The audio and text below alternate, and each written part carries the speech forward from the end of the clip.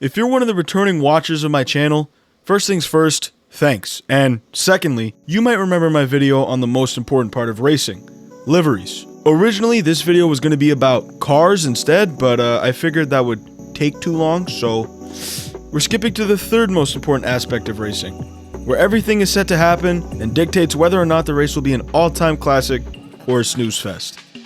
The tracks.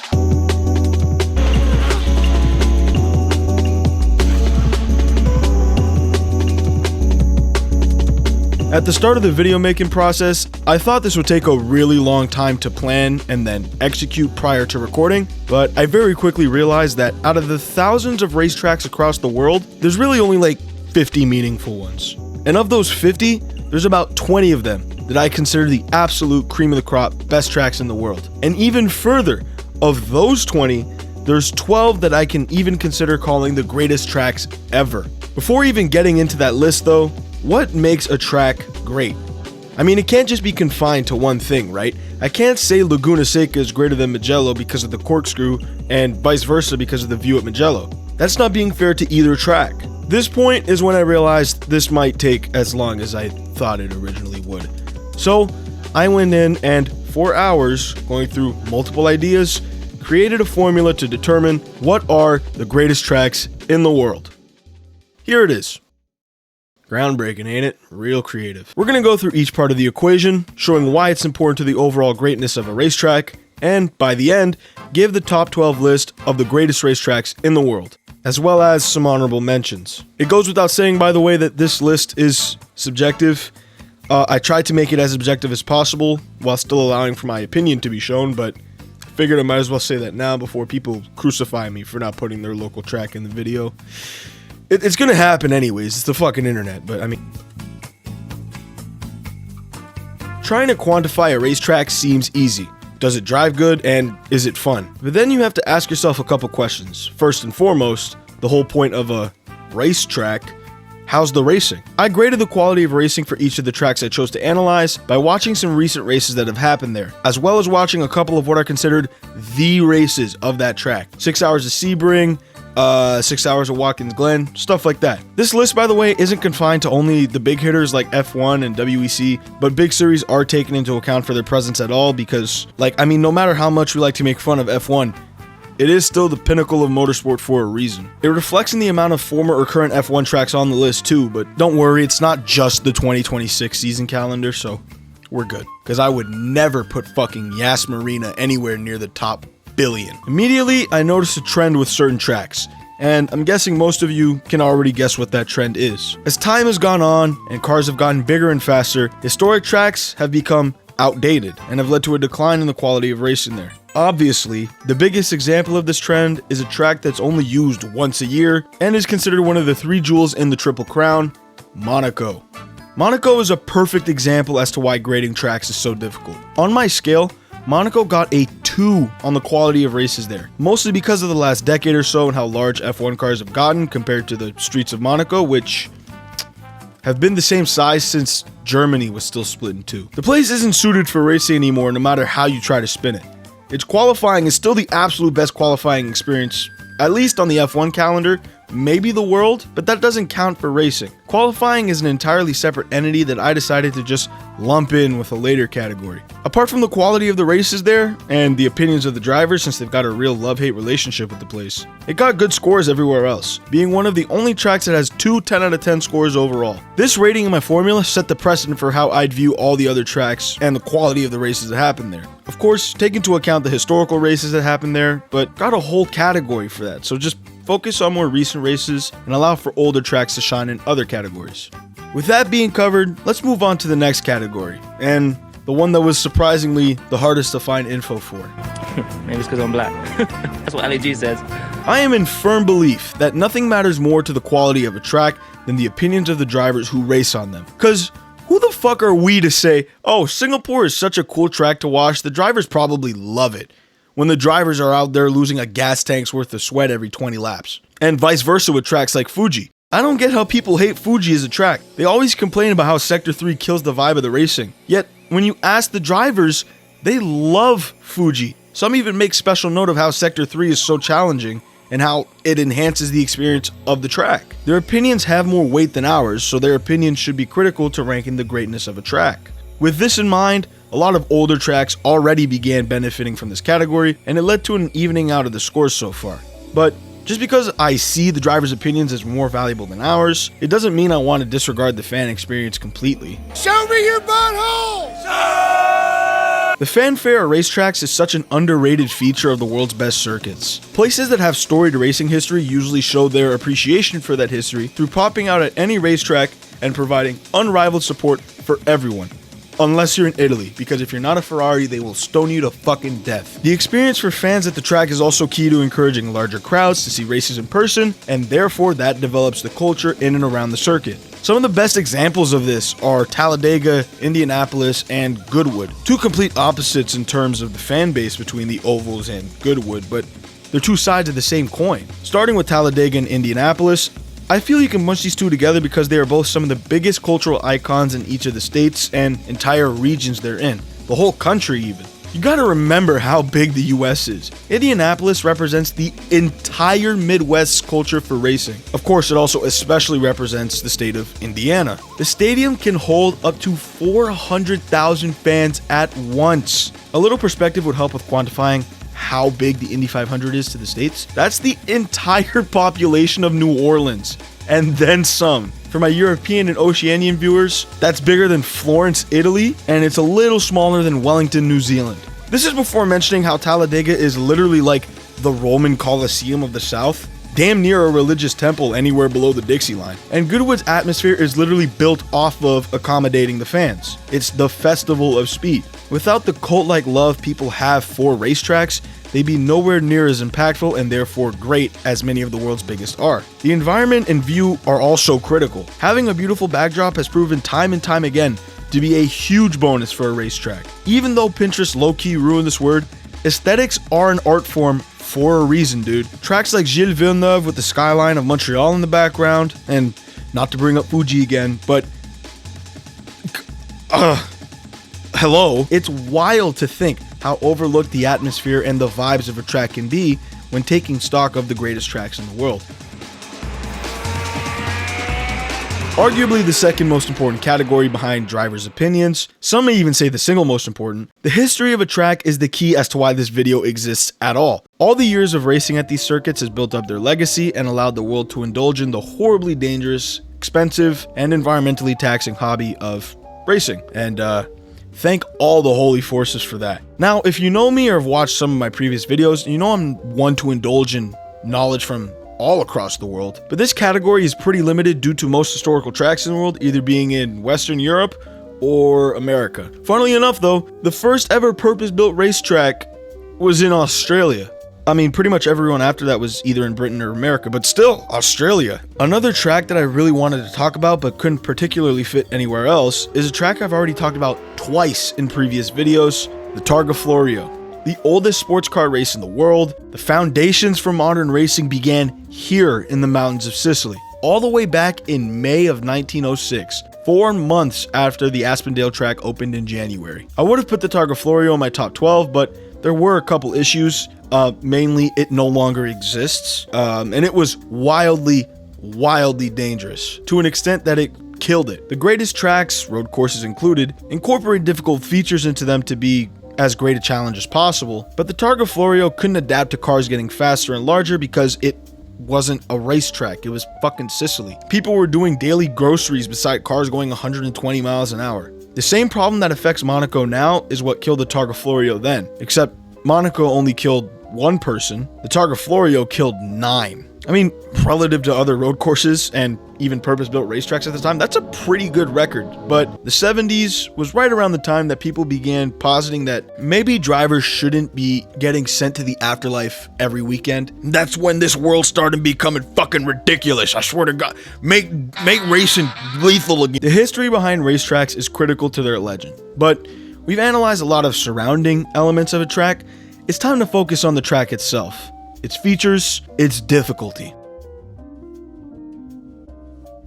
Beyond the opinion of drivers and the history of each circuit, the most evident and physical proof of a track's greatness is how hard it is to drive, and even better, how hard it is to master. Easy tracks are not only not fun to drive for drivers, they usually aren't fun to watch for spectators either, and leads to the races there being forgettable. Now, this is not an excuse to make every track look like complex string. There are definitely cases where tracks are simply too difficult, either making them flow like absolute shit or lead to an even worse consequence. This is going to be a controversial opinion, and probably the most controversial opinion I've had out of the past 4 videos I've made, but the Isle of Man TT should either be modified or become a relic of the past. I am not a fan of Herman Tilke, and if he ever even attempted to touch the Isle of Man TT's layout, I would break his fucking fingers. But the Isle of Man TT is the only remaining event in the world that expects a death every time it happens. That should not be a precedent in 2025. 2026 when this video comes out, I'm pretty sure. Happy New Year. I'm recording this on Christmas, so Merry Christmas, future me. It needs modifications. For the ones who aren't in the know, by the way, the Isle of Man TT is one of the oldest racing events in the world, starting in 1907 and being a bike race. The only bike race exclusive track I'll be talking about, by the way, and is universally considered, which is very rare these days, the most dangerous sporting event in the world. More dangerous than combat sports, more dangerous than skydiving, more dangerous than, I don't know, jumping into a volcano probably. In its 118-year history, excluding world wars and the pandemic, there have only been 9 years where people haven't died. Only 8% of races held here haven't seen someone die. In my formula, it was one of the few tracks that received a score of higher than 10 in a category. In fact, it was the only event I couldn't measure due to its difficulty and danger. That one score alone would have broken my measurement system, so I can't place it anywhere. It rounds out the sort of special honorable mentions in this video alongside Monaco, Goodwood, and the Targa Florio. Tracks that I can't really categorize in any other location. Now that I'm done explaining that, this isn't to say that I hate the Isle of Man TT. Or any track with lethalities on it, because that would mean I hate every single track on this list, I'm pretty sure. Tracks like Sebring and Sherrod are great examples of hard tracks that don't necessarily have to be lethal, or overly lethal, I guess. With that, we're done with the overview of each category in the formula, and we can now see the rankings. What are the 12 greatest tracks in the world? Drop your guesses, opinions, and stuff in the comments, because I'd actually like to see what other people have to say about this. Hell, it might open my eyes to some tracks that I missed. So, go right ahead, do it right now. In the second tier of honorable mentions are tracks that have a lot of relevance to the local area, yet beyond it aren't necessarily world class. I feel as if tracks like this are often ignored because they're stuck in between people laughing at the worst tracks in the world and awing at the greatest. So tracks in South America like Codegua and Yawarcoca, I think that's how you say it, fall into this category, as well as New Zealand's Hampton Downs, Australia's The Bend, and Germany's Zolder. All very cool tracks that I just couldn't justify putting anywhere else.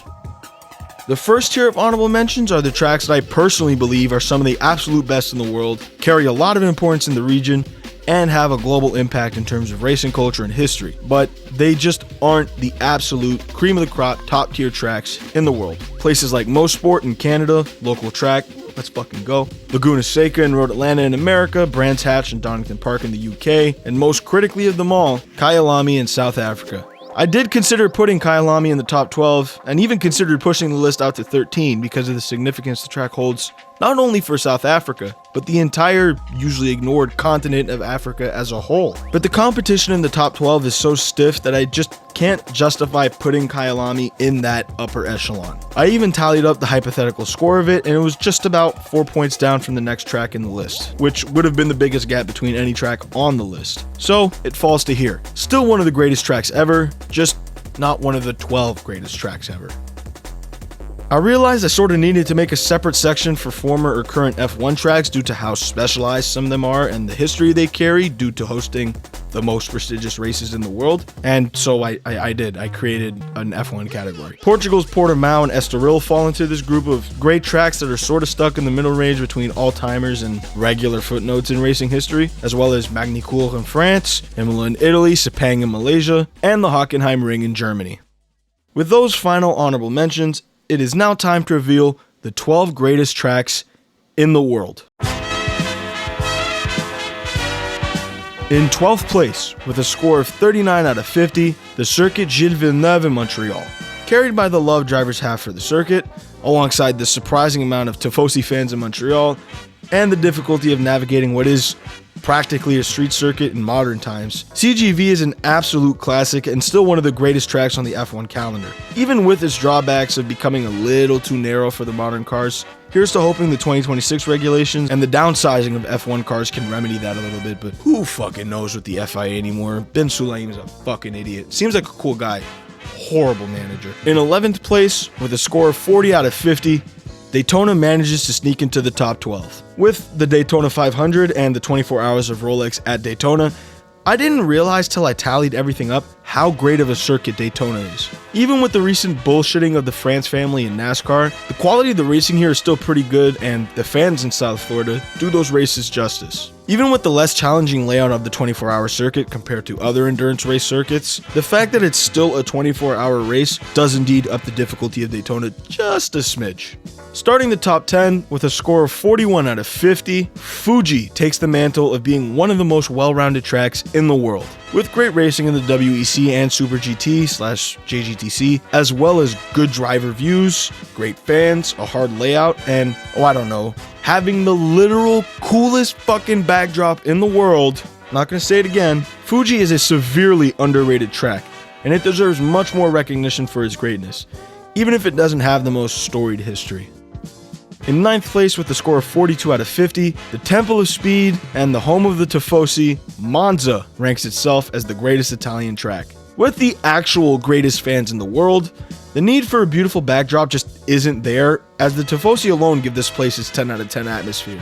Being one of the oldest purpose-built racetracks in Europe, and being an original track of F1, debuting all the way back in the series' inaugural season in 1950, as well as all the years of Italian racing culminating here, the good racing and positive opinion of the drivers is just a bonus. Yes, the track isn't all that difficult anymore, but when you take a look at the past and realize it's the most lethal track in F1 history, there was indeed a point in time when Monza was hard, and that's what edges its difficulty score up so high. In 8th place with a score of 44 out of 50, the pinnacle of Japanese motorsport, Suzuka takes the chip as being the greatest racetrack in Japan. Edging out Fuji through the much more storied history, the absolute love that drivers have for the place, and the difficulty that makes them love it so much, Suzuka doesn't deserve to be anywhere lower on this list than like 10th. An absolute legend that's provided top-notch racing in Super GT/the JGTC since its inception, as well as for prototype racing. Less so in recent years for F1, but what are you going to do about it? It also does fall short of Fuji in terms of views, but that's not a loss one can be mad at, because best fucking environment in the world. Okay, I said it one more time. I'm sorry, I lied. There's no other place Suzuka deserves to be than right here. And in 7th place, with a score of 46 out of 50, the home of British motorsport, Silverstone is the top-ranked track for Britain, and rightfully so. One of the most storied histories in racing, nuclear fans, complete love for the track by drivers, only let down by its quality of racing over the past couple years and relative lack of difficulty compared to other tracks this high up on the list. Again, everything is relative when you're talking about the greatest tracks in the world. Silverstone is an absolute cornerstone of racing, and there's no other place it should be other than the top 10. In 6th place with a score of 47 out of 50, the longest track on the F1 calendar, one of the oldest in the world, and one of the fastest, Belgium's Spa-Francorchamps places high on the all-time greats list. I mean, the history, the difficulty, the drivers love the place, it all compounds to bring Spa up to the top half of the list, and begin the section of the list where almost all of these tracks are interchangeable with one another in the rankings. Some recent disappointing, I'll say, races in F1 do drag the score down a little bit, but other than that, Spa-Francorchamps is an indisputable GOAT of racing.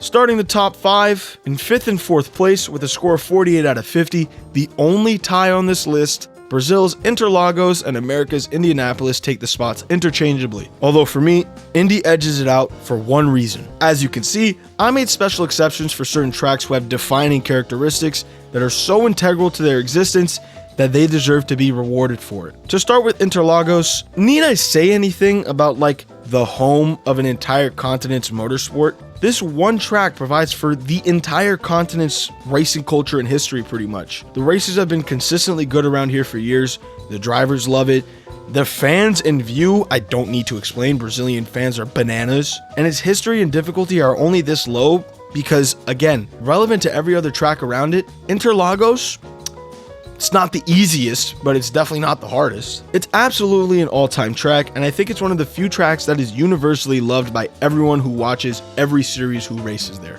Indy, while sort of taken down by the fact that it's often used for oval racing, and oval racing is not to my taste, that's as subjective as I'll get, alright? It's literally like the third racetrack ever. Every driver loves it. An entire metropolitan's worth of people flock here every year without fail, and it's one of the hardest ovals in the world, only beaten by like Talladega in terms of difficulty.